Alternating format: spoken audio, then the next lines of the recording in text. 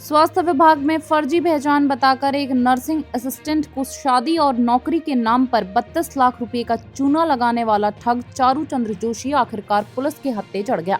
Dehradun SSP के कड़े निर्देशों के बाद पुलिस टीम ने उसे पिथौरागढ़ के एचोले इलाके से उस वक्त धर दबोचा जब वह सरहद पार नेपाल भागने की साजिश रच रहा था। गिरफ्तारी से बचने के लिए आरोपी लगातार अपनी लोकेशन बदल रहा था।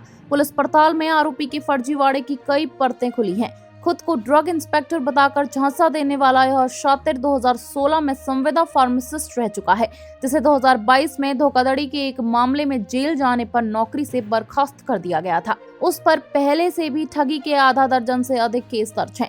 पूछताछ में आरोपी ने कबूला कि ठगे गए पैसों का बड़ा हिस्सा उसने अपने पुराने केसों को निपटाने में उड़ा दिया। हालांकि पुलिस को अभी तक ऐसे कोई सबूत नहीं मिले हैं जिससे उसका किसी परीक्षा एजेंसी या भर्ती बोर्ड से कोई सीधा कनेक्शन साबित हो सके। देखिए, चारू जोशी एक तरीके का नटवर लाली था, क्योंकि ये जो गलेबल विक्टिम्स होते हैं, हमारे इनोसेंट विक्टिम्स होते हैं, उनको शादी.com के माध्यम से आने अलग अलग जो पोर्टल्स उनके माध्यम से कॉन्टैक्ट करता था। उसके बाद बताता था कि मैं आपकी नौकरी लगवा दूंगा, सरकारी नौकरी लगवा दूंगा।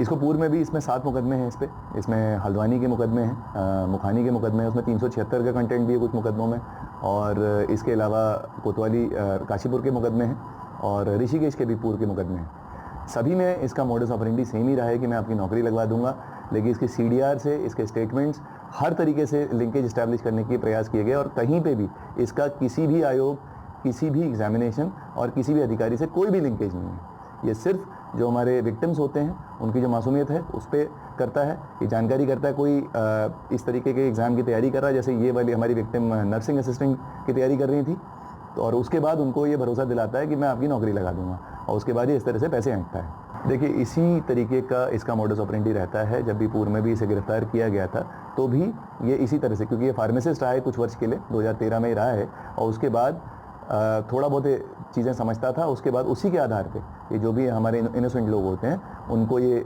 इस चीज़ का भ्रम दिला के इसने व्यक्तिगत तौर पे ये 420 करता है, और लिंकेज इसका पहले भी कहीं नहीं था, अभी भी इसका कहीं पे भी कोई लिंकेज किसी से भी नहीं है।